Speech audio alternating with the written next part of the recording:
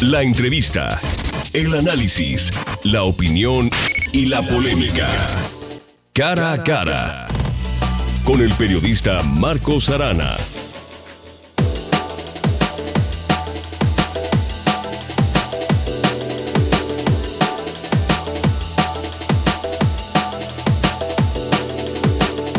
La legislatura federal en este momento acaba de terminar un periodo muy importante, entre otras cosas porque le tocó a la Cámara Federal de Diputados aprobar, redireccionar, aplicar el presupuesto federal 2016. Oiga, estudiar la aplicación de 4 billones, o sea, 4 millones de millones,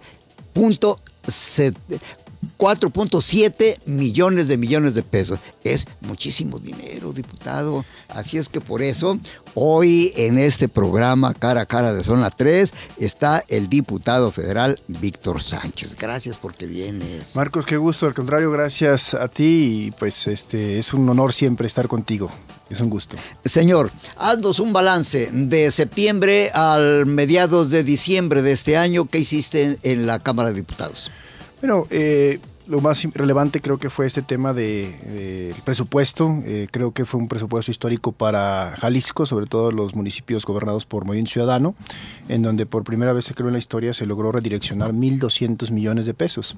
Hay un crecimiento importantísimo. Yo creo que ahí, pues quien tiene realmente el mérito, pues es nuestro coordinador parlamentario, que al final es también un tapatío, un jalisciense.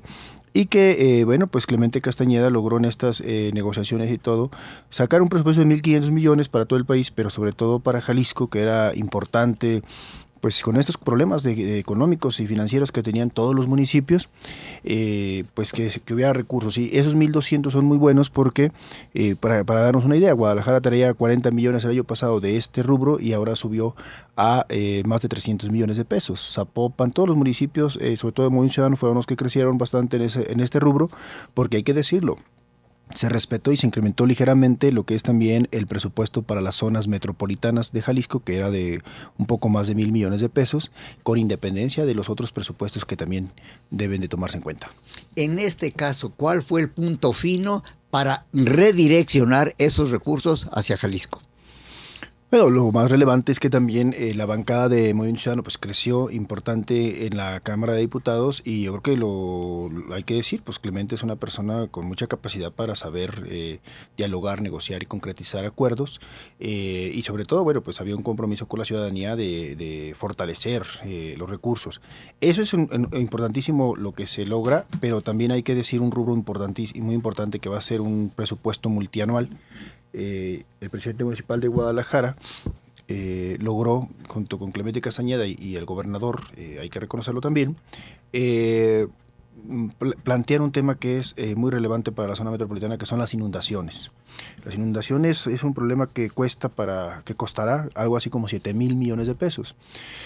Y no había cantidad que se pudiera resolver de momento, pero ya se logró un compromiso multianual. Se empieza ya en este primer año del 2016, 200 millones de pesos.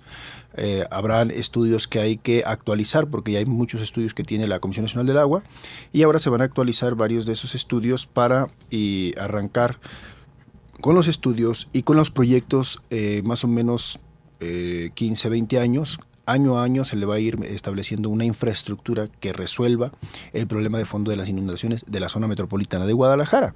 Eso también es histórico, porque además nos meten en un rubro muy similar a lo que era el municipio del Centro en Tabasco, en donde ustedes recordarán que se convertía en una Venecia, y entonces ahí la Secretaría de Hacienda entró con un proyecto ya hace algunos años en donde dijo vamos a irlo resolviendo gradualmente, año a año. Y así ya ocurre a partir del 2016, y cada año va a tener un recurso exclusivamente para eso la zona metropolitana de Guadalajara, hasta que logramos pues, de fondo resolver este tema, que creo que también es un gran logro. Bueno, ojalá llegue todo esto antes de que nos ahoguemos.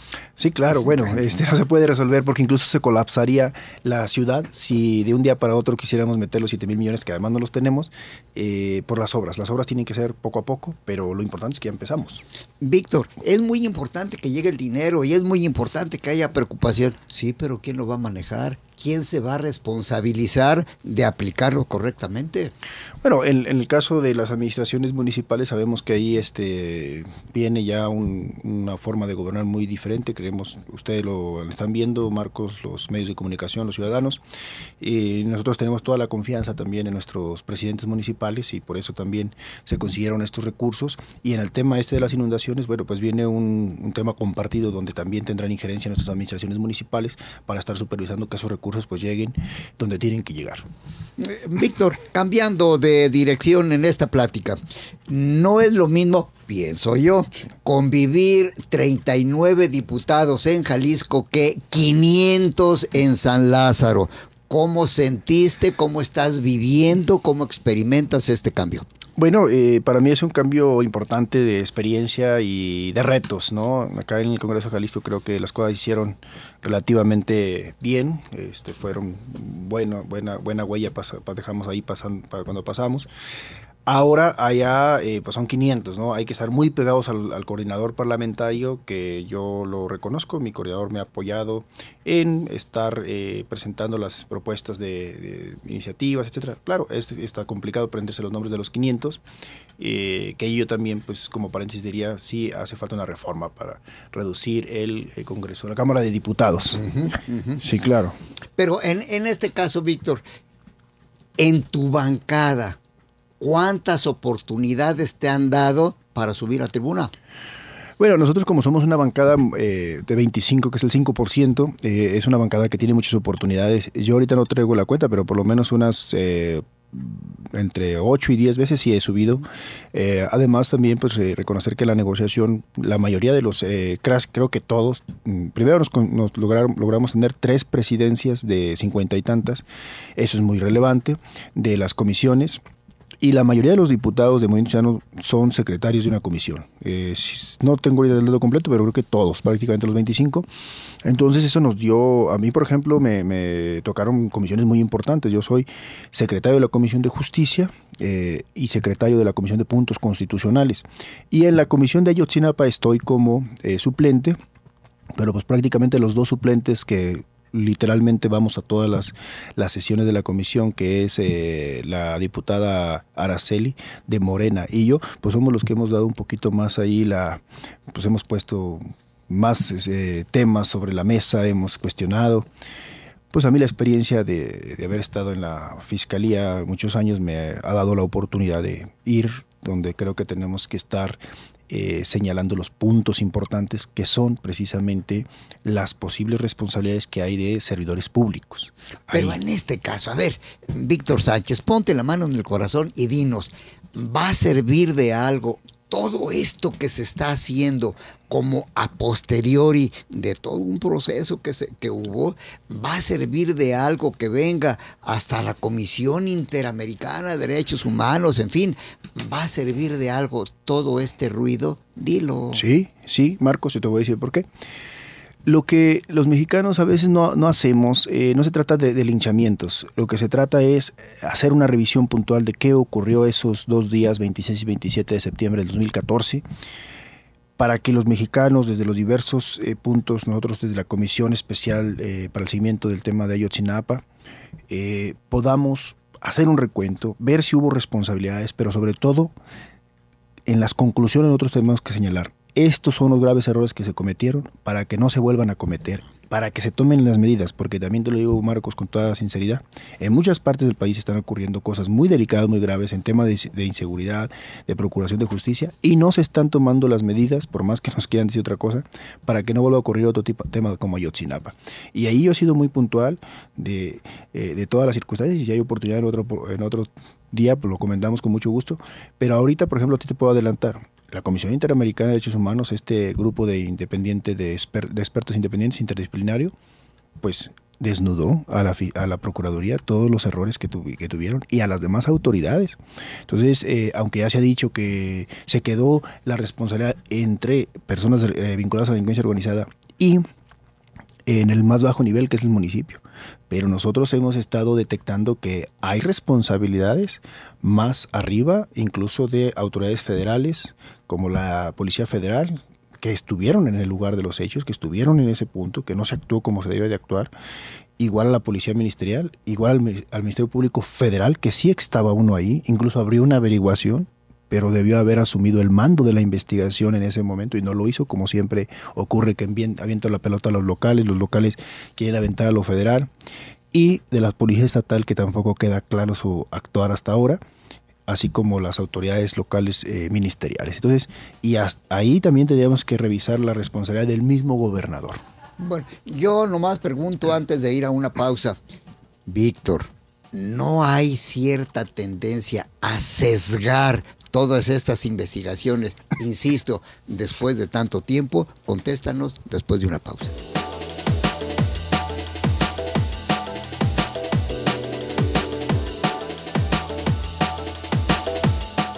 Diputado Víctor Sánchez, jalisciense, representante del partido Movimiento Ciudadano ante la Cámara Federal de Diputados. Estás describiendo el caso Ayotzinapa, en el que tú estás involucrado como parte del legislativo, pero te pregunté si va a servir de algo todo esto que se está haciendo, y también te pongo 2 ejemplos. Tan valiosa es la vida de 42 o 43 muchachos de Guerrero como lo que sucedió, y te lo recuerdo porque tú eres jalisciense y conoces el tema, lo que sucedió en Vistahermosa, en La Barca, con todo ese cúmulo de cadáveres, lo que sucedió con aquellos camiones llenos de cadáveres que nos vinieron a tirar en los Arcos del Milenio. ¿Por qué no se ha hecho tanto ruido en relación con ese tipo de masacres? Bueno, la realidad de nuestro país es que nuestro país tiene problemas institucionales en todos lados. En la mayoría de las partes podemos sacar muchísimos temas más. Marcos, yo coincido contigo. Lo que ocurre es que muchas veces cuando decimos, es que estos están vinculados al narcotráfico, como que es menos presión social, pero la realidad es que sí tenemos que poner en la mesa que la Procuraduría General de la República, las instituciones de Procuración de Justicia, de Administración de Justicia, de Seguridad Pública, tienen que seguir evolucionando para bien, positivamente fortaleciendo las áreas de inteligencia, fortaleciéndose las áreas de las estrategias de investigación, preparando los ministerios públicos, combatiendo la corrupción, que es un gran lastre. En este caso, que se ha dicho muchas cosas, ¿cuáles son los intereses? Tenemos que tiene este grupo interdisciplinario de expertos independientes, pues decirlo también con toda claridad. El grupo interdisciplinario de expertos independientes está en México por un llamado del Estado mexicano. El Estado mexicano, a solicitud también de algunas ONGs, etcétera, unas asociaciones, le dice a la Comisión Interamericana de Derechos Humanos, de la cual también somos parte como Estado, dice, ven e interviene, vengan y ustedes también investiguen, y ha sido muy positivo eso, aunque se diga otras cosas por algunos detractores que son respetables, pero para nuestro país ese tema, lo que está haciendo el grupo interdisciplinario de expertos independientes es establecer todos los errores que se cometieron, pero además estableciendo líneas de investigación que no son 2 o 3, son por lo menos más de 100. Y esas líneas de investigación, en la reunión que tuvimos con la procuradora, que ha sido alguien que ha estado abierta a trabajar, se han estado desahogando todas esas líneas de investigación, que son importantes, porque en una investigación como de esta índole, de tanta trascendencia, pues tiene que agotarse todo, y no se había agotado. Ese es otro de los graves errores que se han cometido. Se dejaron pasar muchas horas, no se actuó a tiempo. Nosotros vemos en una primera etapa el problema de la inteligencia en nuestro país. Y eso lo hemos cuestionado estando con el secretario de la Marina, estando con el secretario de la Defensa Nacional, estando con el mismo secretario de Gobernación y con la misma procuradora. Con el exgobernador también de Guerrero, con estos y otros funcionarios que hemos estado. ¿Qué ocurrió con el tema de la inteligencia? Se tenía información de estos grupos criminales, se tenía información de los exalcaldes, exalcalde que está preso, y de los 2 grupos criminales principales, que hay muchos más.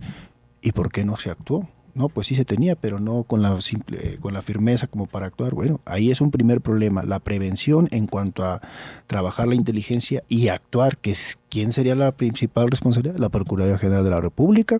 En segundo, también las autoridades locales, ministeriales. 2, Marcos, en el momento de los hechos. Ahora todo el mundo dice, es que yo no me percaté a tiempo, pero había un C4, y ese C4 está relacionado con los otros C4, y que es como lo que conocemos aquí como ¿Qué es C4? el Palomar, un centro de comunicaciones donde hay presencia de prácticamente todas las autoridades. Entonces, el Ministerio Público no necesita un escrito para iniciar una investigación. Si vía radio de comunicación sabe de un hecho delictuoso en ese momento, con una sola constancia inicia una averiguación, porque ya hay un conocimiento, porque el abrir una denuncia es el que el Ministerio Público tenga conocimiento por cualquier medio. Y en consecuencia ahora se quiere medio decir, no, yo tuve a tal hora, pero las horas fueron trascendentes, desde las 9 de la noche a la 1 o 2 de la mañana suscitaron 9 hechos violentos donde ya había varios muertos y había varios desaparecidos. Y ya se trataba de un hecho muy, muy, muy trascendente. Ahora sabemos que entre las 10 y media, dijo el exgobernador, ya tuvo conocimiento. El secretario de Gobernación también tuvo conocimiento a las 10 y tantos de la noche. O sea, ahora empezamos a descubrir una serie de circunstancias que tiene que revisarse desde todo el eslabón de mandos. ¿Por qué no se actuó con mayor prontitud, eficacia? Y ahora voy al otro segundo gran problema, la coordinación.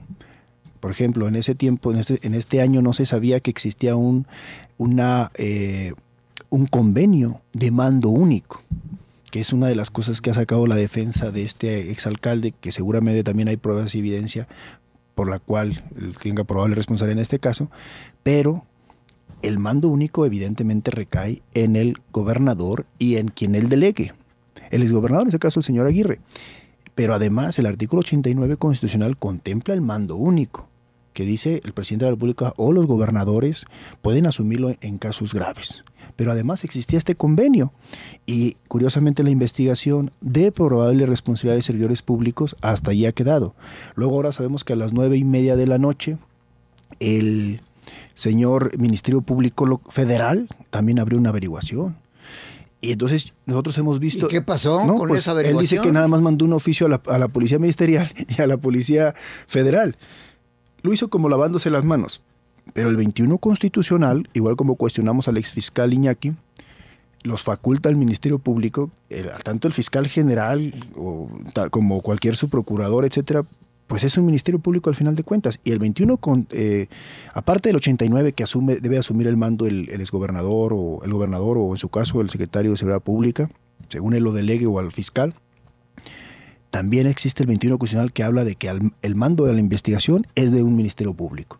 Y tanto el Ministerio Público local como el Ministerio Público federal no actuaron, según nuestra perspectiva, como a las circunstancias y al hecho tan amplio, tan grave que estaba ocurriendo, para asumir de frente la coordinación de la investigación y obviamente hacer frente a esos hechos. Y luego el otro cuestionamiento que hemos hecho, y inmediatamente después, y a las 12, 1 de la noche ya había varios hechos correlacionados, varios lesionados, varios muertos y sobre todo varios desaparecidos, que se hizo para perseguir a los delincuentes, que pues, obviamente muchos vinculados con la delincuencia organizada, pero otros también servidores públicos, y para buscar a las víctimas. Ahí es donde están todas las responsabilidades. Víctor, vamos, independientemente de esos puntos finos y de eso que está saliendo a la luz pública y esto, a mí me inquieta una pregunta. Oye, tiene base, vamos, la esperanza muere al último, pero esa afirmación de que vivos se los llevaron, vivos los queremos. ¿Tú crees que estén vivos 43 muchachos? Y si están escondidos, ¿quién tiene la capacidad para esconder tanto tiempo a 43 gentes? A ver, es muy complicado, de acuerdo a la poquita experiencia que yo tengo en esos temas, que después de un año se puedan encontrar con vida estos muchachos, pero bueno, tampoco se puede afirmar lo contrario, ¿verdad? Ahí ahorita, por ejemplo, se han intensificado las búsquedas. Hablando del grupo independiente de expertos, hay más de 100 líneas de investigación que ellos dieron, o puntos de vista, recomendaciones, etcétera, pero se ha centrado la polémica en una sola cosa, ¿no? Que es el incendio de Cocula, del basurero de Cocula, que ahora la PGR ha aceptado que vengan, porque esta persona que hizo ese peritaje, porque también se hicieron otras pruebas, otras situaciones, pero este tema que causó más polémica, el señor Torero no es un cualquier experto, es experto de expertos. Entonces, ellos lo que han dicho al gobierno mexicano, estamos de acuerdo en que se haga otro peritaje, pero con expertos de expertos. Es decir, que la gente que ahorita sé que está trabajando en ese tema va a emitir ese peritaje. Son gente de lo que más sabe porque de lo más calificada en el mundo.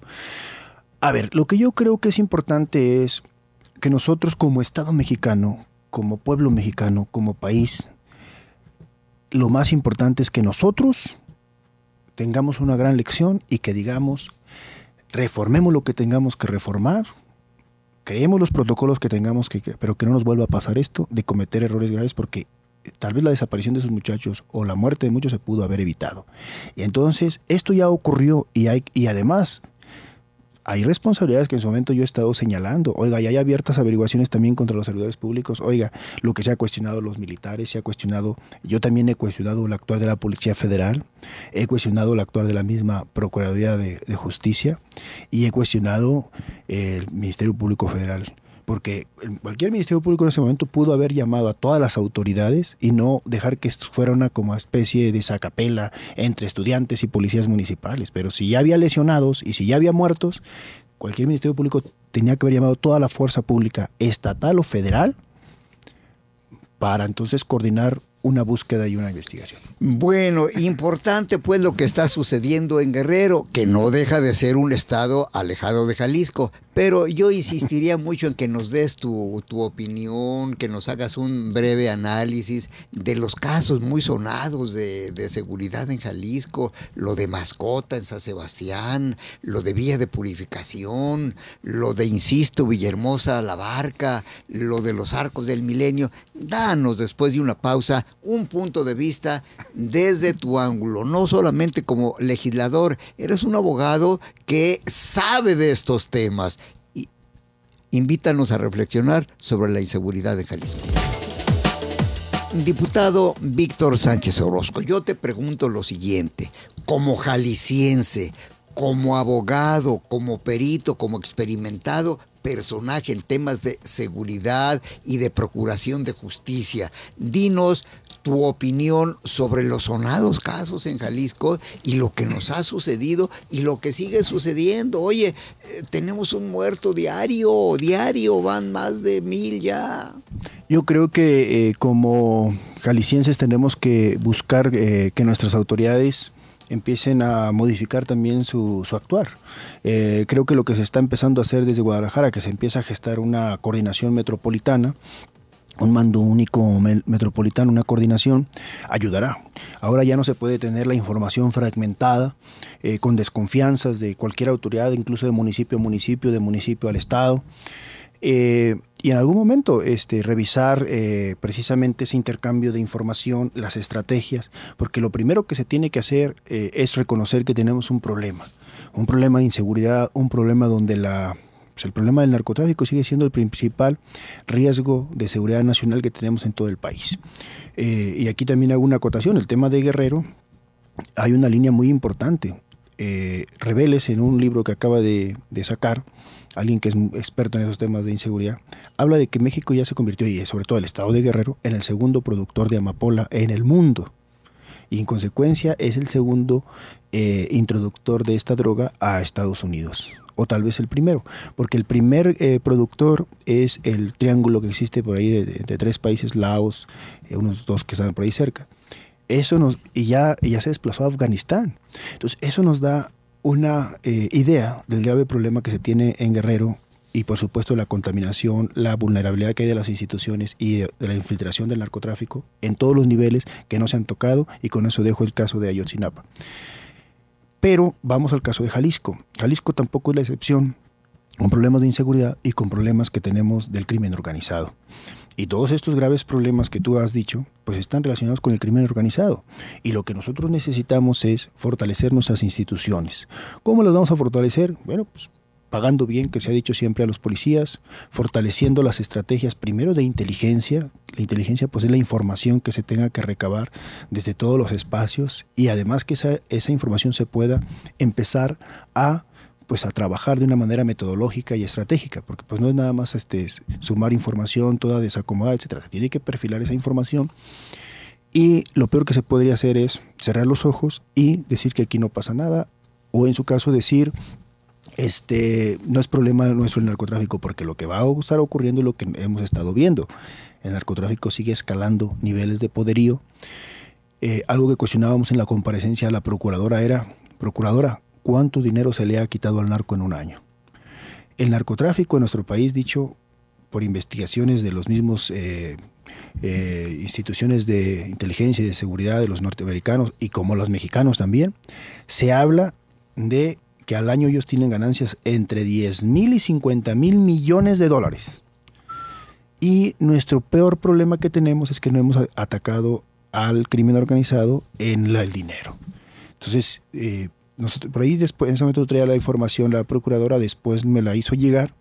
No lo tengo ahorita con presión el dato, pero lo que yo le quería hacer ver en ese momento era lo que usted está haciendo es casi nada en comparación de las ganancias que tiene. Porque además con ese tema del Chapo nos decían, es que el Chapo Guzmán ya se detuvo casi a medio mundo de los que lo dejaron salir. Sí, pero mi cuestionamiento fue, pero el Chapo sigue suelto. Si ustedes no detienen al delincuente más peligroso de nuestro país, lo que con toda honestidad sigue siendo eso un fracaso.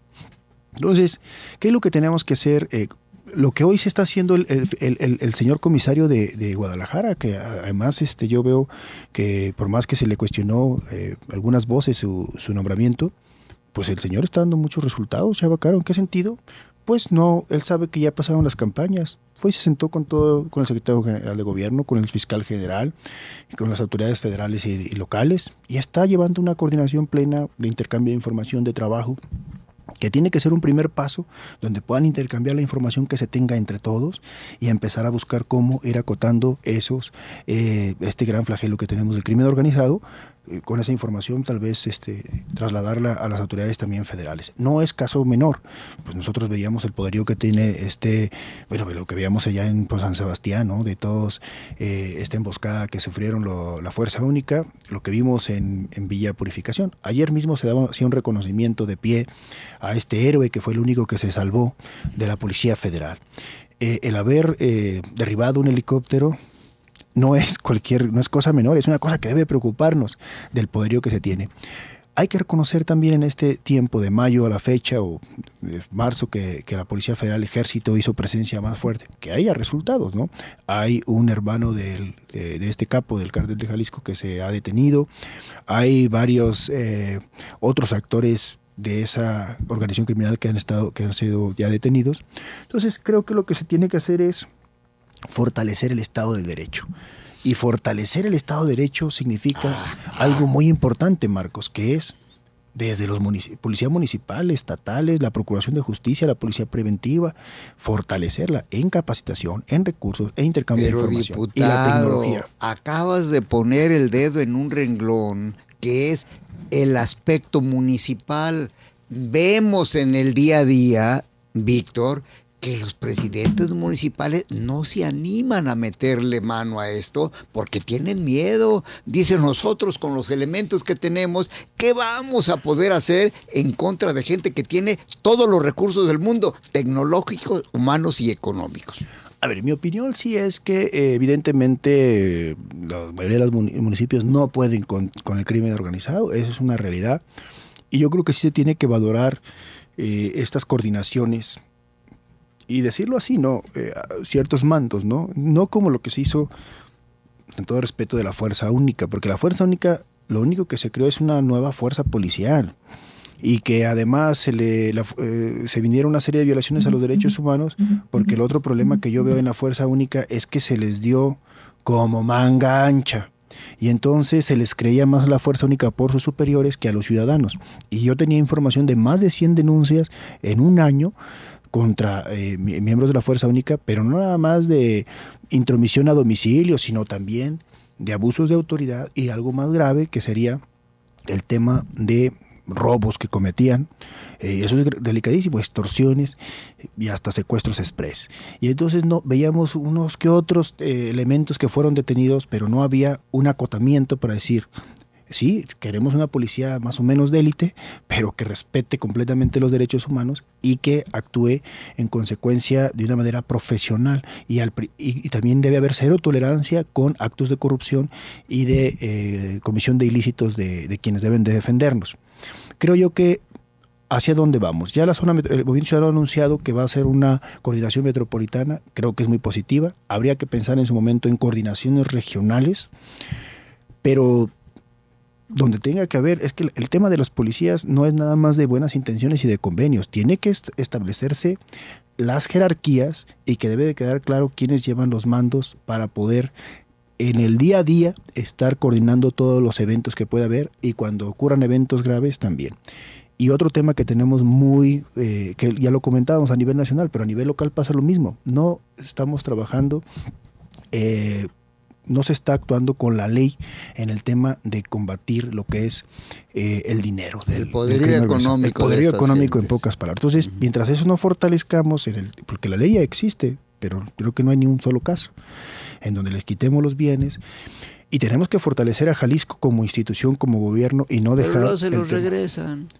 Pues sí, eso es parte del fortalecimiento, que el problema es que también hay corrupción a veces en el Poder Judicial, en las fiscalías, y entonces el fortalecer el Estado de Derecho implica toda la cadena de administración y procuración de justicia. Bueno, yo voy a hacer una pausa, Víctor, y luego, pues vámonos al tema legislativo. Con todo gusto. Ayúdanos a entender lo que está pasando en este país y luego lo que está repercutiendo en Jalisco. Pausa. Diputado Víctor Sánchez Orozco, está en Jalisco un tema interesante, no solamente desde la perspectiva federal, sino de la propia perspectiva estatal. Hay una legislación en marcha, federalmente hablando, ley de anticorrupción. ¿Cómo marcha eso?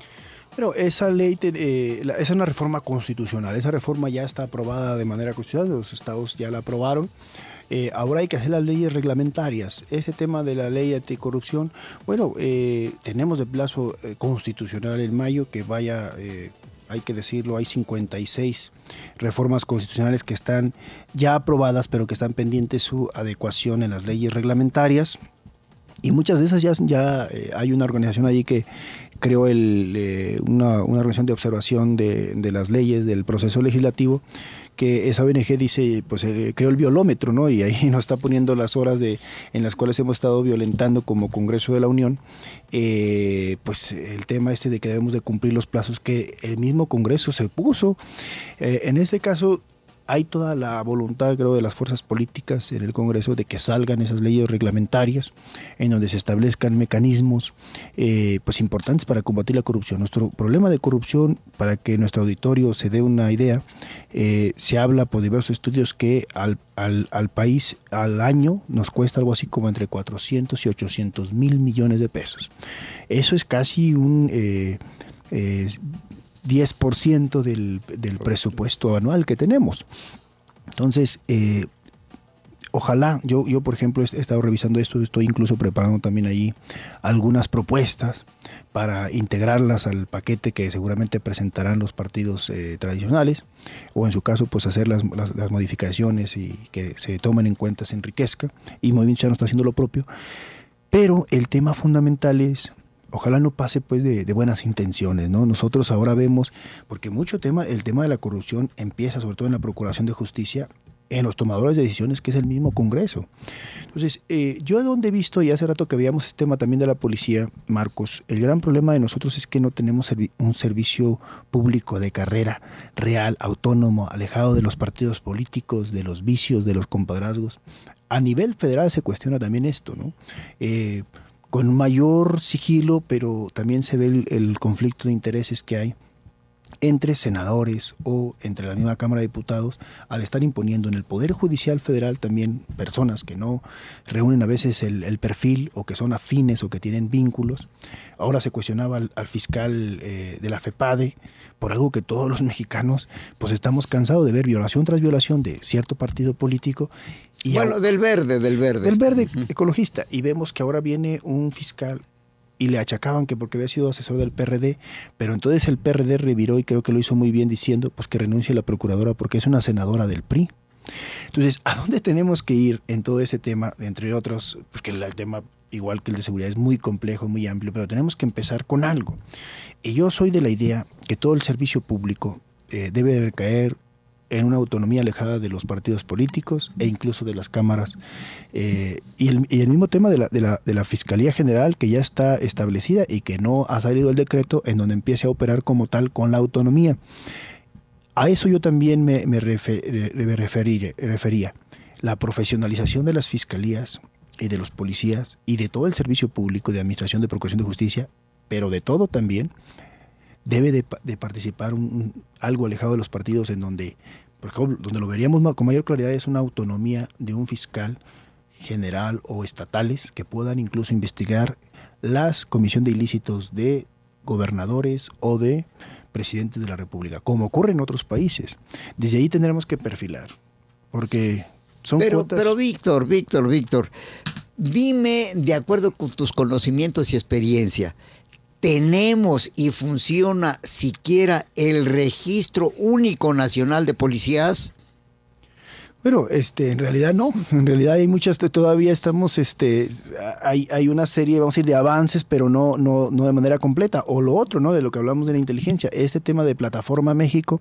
Ahora veíamos, nuestro gran problema en el país es que estamos redimensionándonos cada 3 años y cada 6 años. Y eso es muy malo para un país, porque estamos gastando recursos. El proyecto de Plataforma México, independientemente de quién lo estableció, ha sido un fracaso.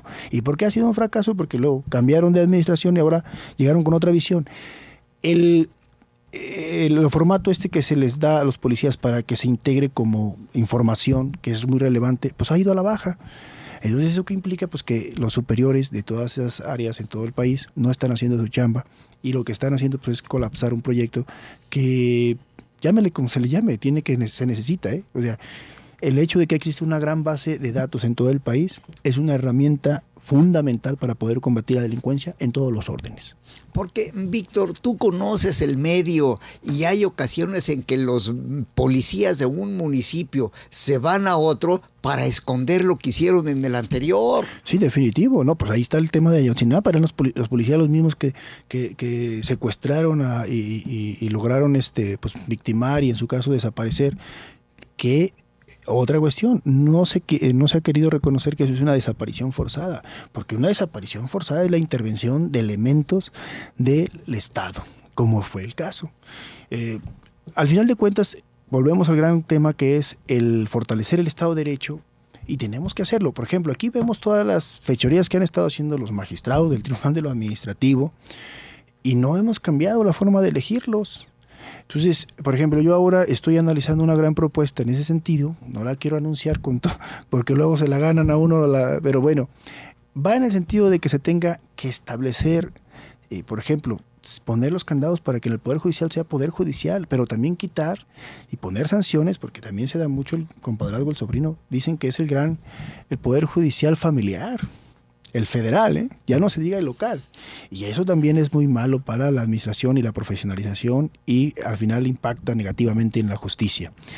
Igual, por ejemplo, en el tema de las fiscalías, pues se tiene que profesionalizar de a de veras, porque año con año, y bueno, yo escucho diario que vamos a profesionalizar, pero en la práctica vemos que de repente interviene el tema político. El financiamiento, el subsidio a partidos políticos. Aquí decía en este mismo micrófono Clemente Castañeda que estaban pugnando por mínimo el 50%. Nosotros estamos de acuerdo con eso. O sea, yo creo que es mucho dinero lo que se da a los partidos políticos, se ha convertido en cajas chicas, se ha convertido en no en lo que es el objetivo de crear conciencia cívica a los ciudadanos. Nosotros vemos que en la práctica los partidos políticos pues ya se convirtieron en pequeños feudos, o grandes feudos, ¿no? Porque es un dineral. Entonces yo creo que sí, por lo menos la mitad. Hay quienes dicen que todo el financiamiento público, bueno, pues tampoco. Eso sería como atentar también contra la misma democracia, darnos un balazo en un pie. O sea, tenemos que ver cosas objetivas y no demagógicas. Partidos a la mitad creo que sería una propuesta que se ha empujado desde aquí, desde lo local. Ahora tenemos la gran oportunidad de ser voz en el Congreso, y también decirlo con todo y letras, Marcos, creo que Moincha no se ha distinguido en el Congreso Federal. Nos distinguimos renunciando al seguro de gastos médicos mayores, al seguro de vida. Eso, nada más eso va a representar más de 20 millones, pero lo más importante, la última sinvergüenzada que hicieron la mayoría de los diputados, había 180 millones de pesos que sobraban, que ese dinero se debía haber regresado a la tesorería y decir, oye, gobierno, porque pues al final tengo esa posibilidad yo como Cámara de Diputados, este dinero que se vaya realmente a la gente que lo necesita. No, se lo repartieron y sacaron la excusa de que era para arreglar oficinas. No es cierto, la verdad es que la mayoría de los diputados se llevaron 300 y 400 mil pesos, más allá de todas sus prestaciones, que además son muy buenas, a la bolsa en este diciembre, ¿no? Aparte de su aguinaldo, aparte, es un bono al final, algo que también está prohibido. No, se lo llevaron los señores y Movimiento Ciudadano renunció. Cabalmente regresamos esos 8 millones de pesos que nos tocaban y también pues, no vamos a dejar que se los lleven a sus bolsillos, ¿no? Pues va a buscar ahí, hay unas recomendaciones de la UNAM para que la Cámara de Diputados empiece con procesos ecológicos y va a buscar que haya separación de basura y otros proyectos que extrae para que se hagan y que se utilice de manera pues lo más lícita posible esos recursos. Víctor Sánchez, agenda personal y agenda de grupo parlamentario MC 2016. A ver, la agenda, bueno, ahorita lo que estoy impulsando mucho que es la educación emocional, tiene un gran impacto. La gente es algo muy novedoso. En el país no existe ninguna ley. En el mundo existen algunos estados en Estados Unidos, en Argentina, en Brasil, en Barcelona. Esa es una de las iniciativas que ya logré que me la firmen más de 30 legisladores de todas las fracciones parlamentarias. Y el tema de justicia. Estaré muy... seguramente haré un foro muy amplio con el tema de educación emocional, con el tema de justicia, para ver cómo vamos en los juicios orales, que seguramente vamos mal, pero la idea es traer expertos y todos para hacer un análisis en todo el país, adecuar varias iniciativas que faltan, y no las anuncio porque te digo, luego falta más de alguno que me las gana, así se pasa en el Congreso. Traigo otro tema que es muy importante personal, que es el tema de las personas con discapacidad. Ahí tenemos dos compañeras diputadas que traen esa agenda, son del PRI, pero yo las oigo a veces que parecen voceras de Peña Nieto, ¿no? Y esto tiene que ver con mucha objetividad. La realidad es que yo conozco muchísimos casos en donde ni la educación se les apoya como Estado, menos el trabajo. Y por supuesto, cuando es alguien que tiene una incapacidad permanente total, que adquirió de nacimiento o en la niñez, pues menos, porque al final el familiar tiene que estar todo el tiempo cuidándolo, entonces ni cómo traer el sustento a casa. Entonces yo ahí voy a plantear 3 ejes y yo creo que en enero o febrero más tarde estamos presentando esa iniciativa, que es derechos constitucionales de las personas con discapacidad, que aparezcan ahí un texto, no nada más los derechos humanos. 2, obligación del Estado en el tercero constitucional de brindar educación hasta una profesión o un oficio, pero donde dé todos los recursos, porque ahorita llega a la preparatoria y les dicen, ahí ustedes arréglense. La Universidad de Guadalajara, lo digo con toda y pena, a un grupo de personas con discapacidad auditiva, les dice, ahí está un salón, pero ustedes se encargan de pagar maestros y se encargan de material y todo. Pues eso no es ayuda realmente. Entonces, que el Estado esté obligado a brindar la educación profesional, gratuita y que aporte todos los recursos que se requieran. Y un tercer eje creo que es el trabajo. Obligar a empresas, a instituciones públicas que a un porcentaje se les dé trabajo a las personas con discapacidad. Entonces, pues obviamente hay que educarlas primero, hay que tengan todas las habilidades para que entonces se les dé el trabajo, pero por obligación. Creo que con esos derechos mínimos ya no necesitamos tanto asistencialismo, porque las personas con discapacidad no están esperando el tema del asistencialismo, están esperando que el Estado les desarrolle sus habilidades. Y en un tercero, bueno, si es alguien que por su misma discapacidad no puede trabajar, no puede desarrollar alguna habilidad, entonces que el Estado, como ocurre en Estados Unidos, les dé lo que es el asistente domiciliario, alguien que se haga cargo, pagado por el Estado, de atender y de cuidar a esa persona mientras el familiar pueda trabajar y traer el sustento. Esas serían las 3 propuestas esenciales que incluso tendrían que estar en la Constitución y de ahí en las leyes reglamentarias, pero también con sanciones. Si no hay sanciones, esto va a ser puras buenas intenciones como están en todas las leyes de personas con discapacidad, Marcos. Bien, Víctor Sánchez Orozco, gracias porque vienes a este programa. Gracias, Marcos. ¿Cuándo regresas a la Ciudad de México para un nuevo periodo? Bueno, estoy en la permanente junto con Macedonio. Entonces Macedonio sesionó el martes, yo estaré sesionando 2 días de enero y viene el periodo ordinario de 1 de febrero al 30 de abril. Bien, Víctor, gracias porque vienes. Gracias, es siempre un honor y un placer platicar contigo, Marcos, y con tu auditorio. A usted que nos estuvo escuchando, gracias. Recuerde, este programa hoy a las 20 horas en el 91.5 de FM.